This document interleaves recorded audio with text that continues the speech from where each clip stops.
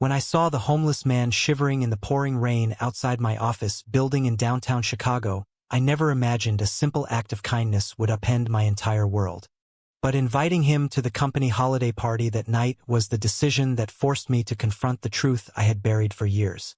The December wind cut through the streets like a knife, and I pulled my wool coat tighter as I stepped out of the sleek glass tower where I worked as a senior marketing director at Apex Creative.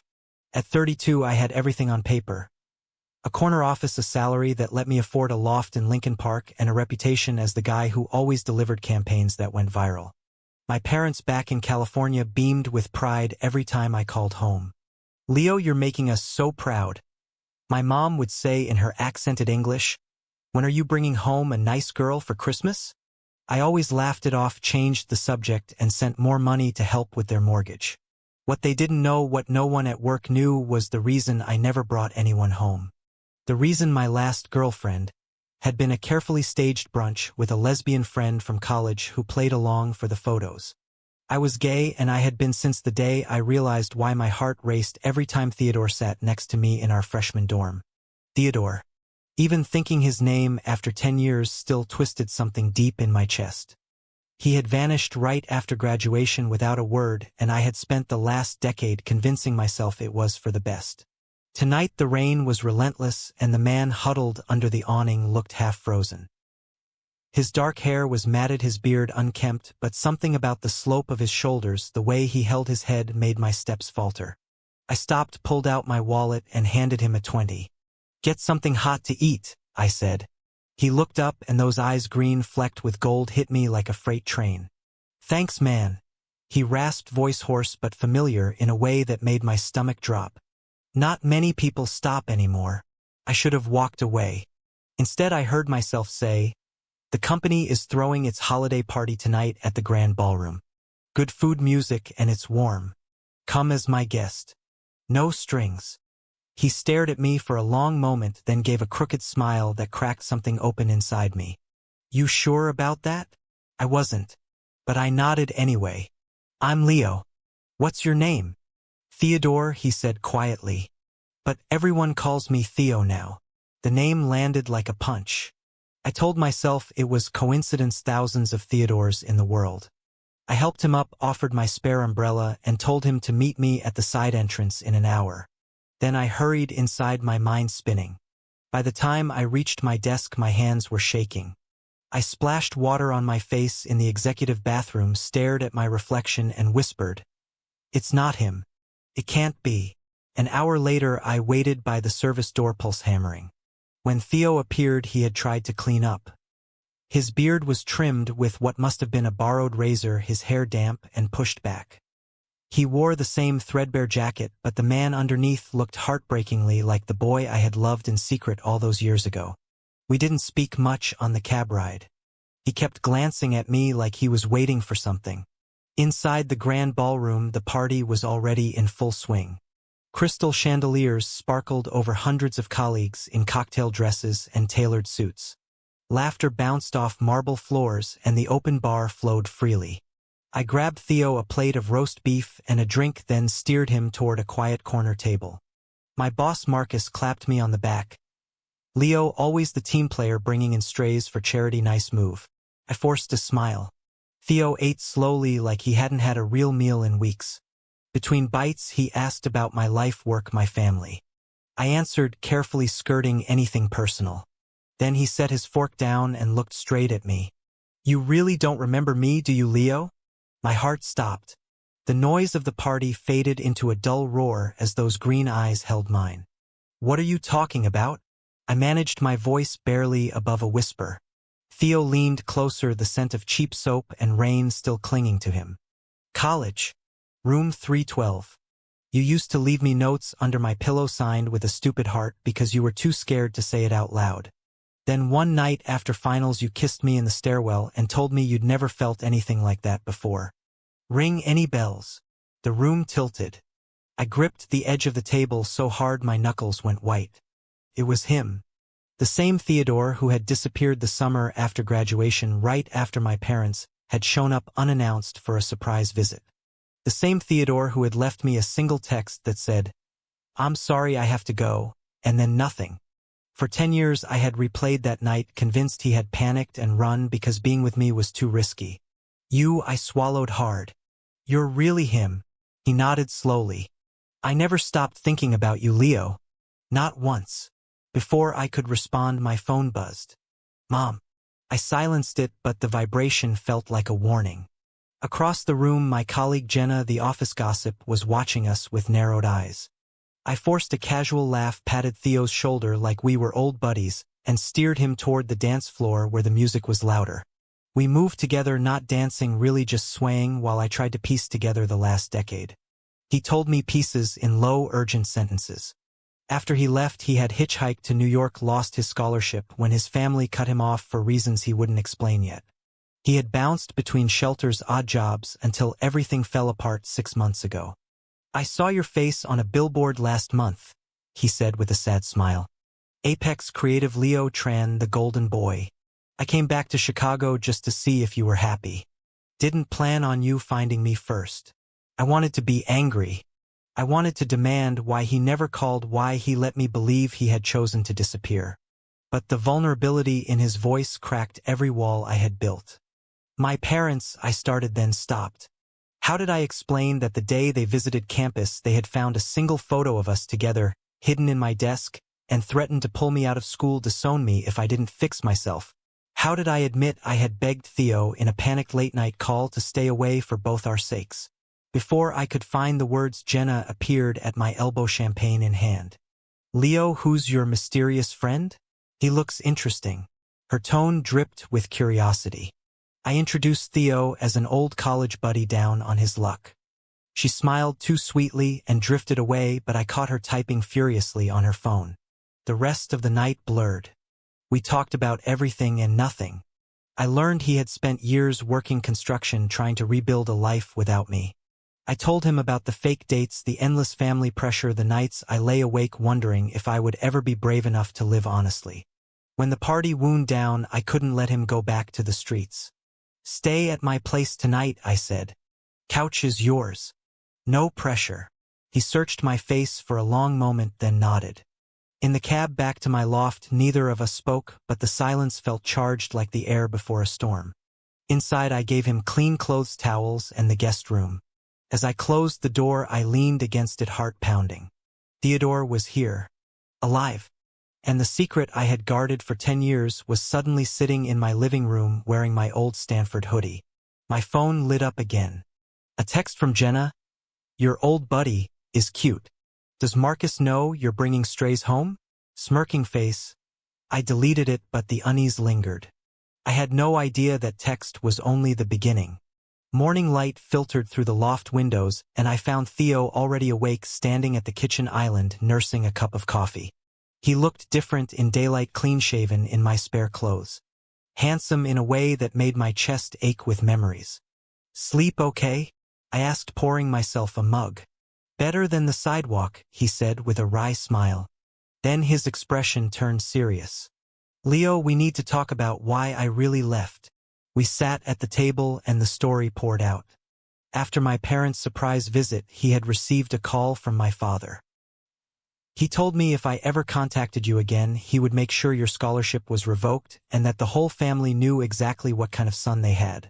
He said he had connections at the university. I believed him, Leo. I was 22, broke and terrified I would ruin your life. Theo's voice cracked. So I ran. Changed my number, moved across the country. I thought if I disappeared you could have the future your parents wanted for you. Rage and grief crashed over me in equal measure. All these years I had blamed myself, convinced I had driven him away. You should have told me, I whispered. We could have faced it together. I know that now, he said, reaching across the table. His fingers brushed mine and electricity shot up my arm. But I'm here now. And I still feel the same way I did in that stairwell. The moment stretched between us, heavy with possibility. I didn't pull away. Instead, I turned my hand and laced our fingers together. For the first time in a decade, the weight on my chest felt lighter. We spent the day talking, walking along the lakefront where the winter sun sparkled on the water. Theo told me about the shelters, the lost jobs, the nights he had almost called me 100 times. I told him about the promotions, the carefully constructed straight life, the panic attacks I hid from everyone. By evening we were back at the loft cooking pasta like old times. Laughter came easily for the first time in years. When he leaned in and kissed me softly on the cheek, it wasn't passionate or rushed, just honest. "I missed you, Leo," he murmured. "More than you know." I missed him too. But the fear was still there, whispering that this fragile reunion could shatter everything I had built. My phone kept buzzing with work emails and another text from Jenna asking if I was okay after last night. I ignored them all. The next morning at the office, the atmosphere felt off. Whispers followed me down the hallway. Marcus called me into his office before lunch. "Leo, some concerns have been raised about your guest at the party." Jenna mentioned he seemed close. "Company policy is clear about maintaining a professional image. Just be careful." His tone was light, but his eyes were not. I assured him it was nothing, but the knot in my stomach tightened. That afternoon Theo texted me a photo of himself in the park looking hopeful. "Thanks for giving me a chance. Dinner tonight?" I smiled despite everything and replied yes. But when I left the building that evening, two of my coworkers were waiting by the elevator. "Hey Leo," one said casually. "That guy from the party, is he staying with you?" "Just wondering. People talk, you know." I brushed it off, but inside panic bloomed. The secret I had protected for a decade was starting to crack, and I didn't know how to stop it. That night, over dinner, Theo noticed my distraction. "What's wrong?" he asked. I told him about the office whispers. He listened quietly, then took my hand. "I never wanted to cause you trouble, Leo. If you need me to leave, I will." "No," I said fiercely. "You're not going anywhere. Not this time." But even as I said it, I wondered if I was strong enough to keep that promise. The misunderstanding hit like a freight train 3 days later. I came home from a long client meeting to find Theo sitting on the couch staring at his phone, his face pale. "Your colleague Jenna just sent me a message," he said, voice flat. "She attached an old photo of us from college. Said she found it while researching your background for a company profile. She wants to know if the executives should be informed that their star director has a personal history that might affect the brand." I grabbed the phone. The photo was grainy but unmistakable. Theo and me at a campus party, arms slung around each other, laughing. Someone had captioned it "roommates or more?" in the group chat Jenna had forwarded. My blood ran cold. "She had no right," I whispered. Theo stood up. "I should have told you sooner. After I left, I tried to stay gone, but I kept tabs on you from afar. When I saw you on that billboard, I thought maybe fate was giving us another shot. But I never meant to drag your secrets into the light like this." The betrayal stung deeper than I expected. Not from Theo, but from the life I had built on lies. I paced the loft, anger mixing with fear. "My parents can't find out. Not like this. They'll cut me off completely." That night we argued for the first time. Theo accused me of still hiding. I accused him of not understanding the pressure I carried every single day. In the end, we sat in silence until he reached for me. "I love you, Leo. I always have. But I won't be the reason you lose everything again." The next morning at work, the rumors had spread. Marcus pulled me aside again, this time with HR present. "Leo, we've received an anonymous tip about inappropriate conduct at the holiday party. We're not accusing you of anything, but we need to investigate." I denied everything, kept my voice steady, but inside I was unraveling. Theo waited for me at home with takeout and a quiet apology. "I'm sorry for pushing you," he said. "I've been homeless for months because I refused to hide who I was anymore. I forgot how hard it is when you still have something to lose." We talked until dawn. He told me about the shelter friends who had become family, the nights he had written letters to me he never sent. I told him about the therapy sessions I canceled, the dates I ended because they felt like lies. For the first time, I admitted out loud that I was tired of pretending. But the world didn't wait for epiphanies. My mother called at 7 a.m. "Leo, your father saw something online. A photo. Is it true? Are you involved with a man?" Her voice trembled with disappointment I had dreaded for years. I froze. Theo squeezed my hand across the table, giving me strength I didn't know I had. "I can explain. I started, but she cut me off. We're coming to Chicago tomorrow. We need to talk as a family.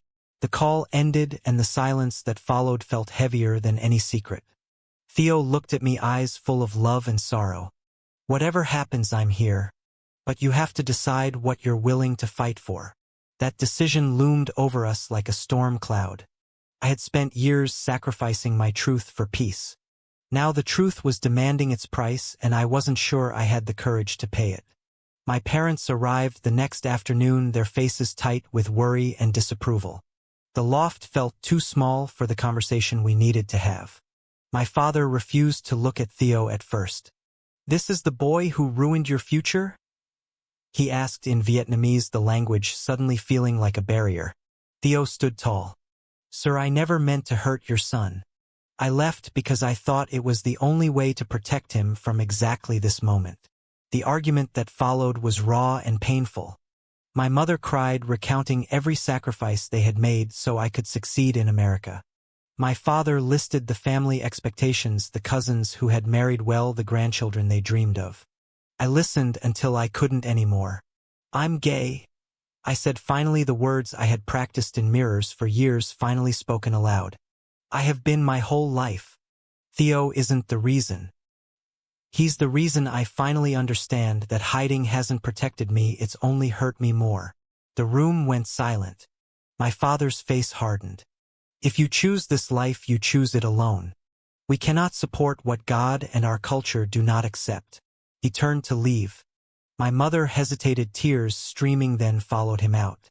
The door clicked shut, and the sound echoed like a finality. Theo pulled me into his arms without a word. I cried then, harder than I had since college. He held me through it, whispering that I wasn't alone, that love wasn't a choice but living it was. That night we sat on the balcony, wrapped in blankets, watching the city lights. "I'm proud of you, Leo," he said. "Whatever happens next, we face it together." The next morning at work, the investigation concluded with a warning. Marcus was sympathetic but firm. "The board wants discretion, Leo. Keep your personal life private, or we may have to reevaluate your position." I nodded, but something inside me had shifted. Discretion had cost me too much already. Theo found temporary work at a community center, helping other men rebuilding their lives. Every evening he came home with stories that reminded me why I had fallen for him in the first place. His resilience, his kindness, his refusal to let the world break him. Slowly we rebuilt our own little world inside the loft. Shared meals, late-night talks, tentative touches that grew more confident. But the sacrifice wasn't over. My parents stopped answering my calls. Cousins texted asking what was wrong. The isolation stung, but Theo's steady presence made it bearable. One weekend we drove to the lake where we had first confessed our feelings as college kids. Standing on the same pier under a winter sky, Theo turned to me. "I never stopped loving you, Leo. Even when I had nothing, I had that." I kissed him then, properly, for the first time in 10 years. It wasn't dramatic or cinematic, just two men who had found their way back to each other against every odd. In that moment, I understood that acceptance wasn't something the world gave me. It was something I had to claim for myself. Still, the fallout lingered. Jenna was transferred after HR finally investigated her harassment. Marcus offered me a new project as a quiet apology. Life moved forward, but the ache of family rejection remained. Theo held my hand through it all, proving that real love wasn't loud declarations but quiet endurance. The turning point came on a snowy Tuesday when my mother called unexpectedly. "Your father is sick, Leo. He won't say it, but he misses you. Maybe we can talk." Her voice was softer than before. I agreed to meet them for coffee the next week. Theo encouraged me to go alone if I needed to. "This is your journey too," he said. I went. The conversation was awkward, halting, but honest. My father didn't apologize, but he listened. My mother hugged me tightly. It wasn't full acceptance, not yet, but it was a door cracked open. I left that meeting feeling lighter than I had in years. Weeks turned into months, and the city slowly thawed into spring. Theo and I built routines that felt like home. Sunday farmers markets, evening runs along the lake, and quiet nights where we simply existed together without hiding. My position at Apex stabilized after I delivered a campaign that celebrated diversity, something I insisted on leading. Marcus even pulled me aside one afternoon and said, "You've changed, Leo. In a good way. Keep it up." The biggest change, though, was inside me. I started volunteering at the same center where Theo worked, sharing my story with young men still struggling in the closet. Each conversation reminded me how far I had come and how much further there was to go. Theo watched me with quiet pride, never pushing, only supporting. One evening in late April, we stood on the rooftop of my building watching the sunset paint the skyline gold. Theo took my hand. "Remember the night you invited a homeless guy to a party?" he asked, smiling. "Best decision you ever made." I laughed. "Second best. First was falling in love with you the first time." He turned serious then. "I never thought I'd get a second chance, Leo. Thank you for giving it to me." We stood there in the warm light, and for the first time I felt completely at peace with who I was. The journey had been messy, full of misunderstandings, betrayals, and sacrifices, but every step had led me here. To acceptance. To love. To a future I no longer feared. My parents visited Chicago that summer. The dinner was tense at first, but by dessert my father asked Theo about his work at the center.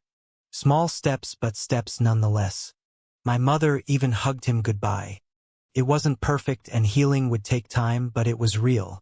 Theo moved in officially that fall. We turned the guest room into a shared office and filled the loft with photos of us both, past and present. Life wasn't without challenges, the occasional awkward client meeting or family comment, but we faced them together. Looking back, I realized the homeless man outside my office wasn't just a stranger, he was the mirror I needed to finally see myself clearly. And in choosing to invite him in, I had invited in every part of me I had tried to lock away. In the end, love hadn't destroyed my life. It had rebuilt it stronger. But here's the question I still wrestle with on quiet nights. Was risking everything, family, career, and the safety of the closet, worth it for the chance at real love and acceptance? Or should some truths remain hidden to keep the peace we think we need? What would you choose?